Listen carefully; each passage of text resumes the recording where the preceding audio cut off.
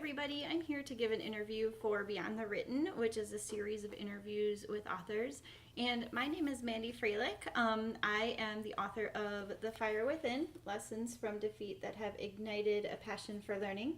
And my book is a book about teacher adversity and trauma, both personally and or professionally, and how those teachers have taken pieces of what they have learned and then subsequently use them with students. So the first part of the book is actually stories from teachers and compiled into part one, and then part two is a chapter written by a psychologist on what trauma and stress do to your body.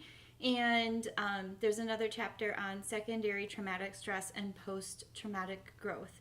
So that's kind of what the Fire Within is about. And even though it's geared a little bit towards education, it's actually a book that's, I think, would pertain to just about anybody, whether they've gone through a trauma or not, if they have not, in the way of developing empathy for people who have.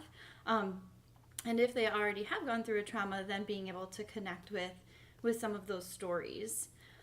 As far as I have some guiding questions from Beyond the Written, and my second one is what drives you as an author? And a lot of people say I always wanted to write a book. I never had that drive. What started the book was the idea for the project.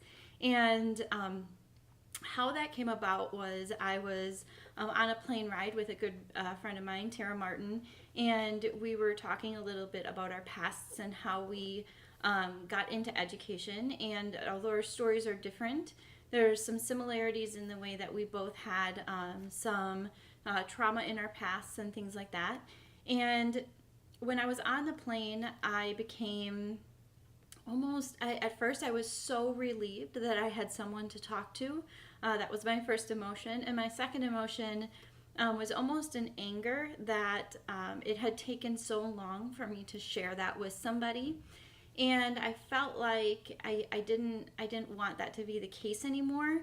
And I also didn't want people to feel like they were alone. And because that's how I had felt for so long. Because when teachers in particular experience trauma or dealing with some mental health issues, they don't tell anybody because we work with children and they're afraid of the stigma. So it was really something that I wanted to make sure we started to destigmatize, but then not only that, but also in addition to get some information out there as far as what are things that we can look for when look for in our own bodies as far as what's happening inside when we experience those things and we're working with other people. So it wasn't that I set out to write a book. It was that I set out to deliver a message.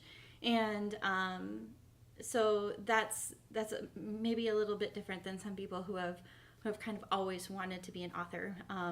Mine was more about the project and less about the desire to be an author. My next question is, what do you love most about your readers? Well, I think that this is a little bit of a two-part question. I'll start with my readers. My readers are the feedback that I've gotten from the book has all been very, very positive. And but what I love about the book in particular is that people connect on a deeper level with the book than I was even expecting. So they see the book as that one of the contributors to the book. Again, because we had different teachers' stories in there, they either see it that one of the contributors to the book is kind of their has gone through the same experience, and they connect deeply to that story, and or that they're going through mental health issues of their own, or know somebody who's gone through mental health issues, and they feel a sense of relief of somebody just beginning to talk about it. So I think that that's probably my favorite part of the readers. I do also have, again, contributors to the book, and they're all in education. They're all educators, and they are absolutely amazing people. And they have taken sort of the first steps to tell their story. And their bravery is so inspirational that it's heartwarming and really touches you deeply. So I have both my readers and the contributors that I absolutely love to hear from. I love to get feedback, and so I'm really grateful when my readers do that for me. Another question is, what would I do if I were not a writer? Well, I don't consider myself a writer. I consider myself an educator who happened to put this project together. So I don't know if I would categorize myself as that. So I do, work in education, and I wouldn't work in any other profession in the world. So I'm very happy where I am. And so I guess my last question is a message for the viewers. And I think my message would be, especially if you're in education, but really no matter the profession you're in, there really is only one you. And so make sure that you're paying attention to your own mental health, your own what your body is trying to tell you, and getting any help that you need,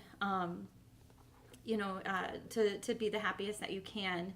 If you're in education or in any other kind of line of work where you work with other people, you really can't be that best person until you are taking care of yourself. So that would be my message. And thank you so much for this opportunity Beyond the Written. And thank you everybody for watching.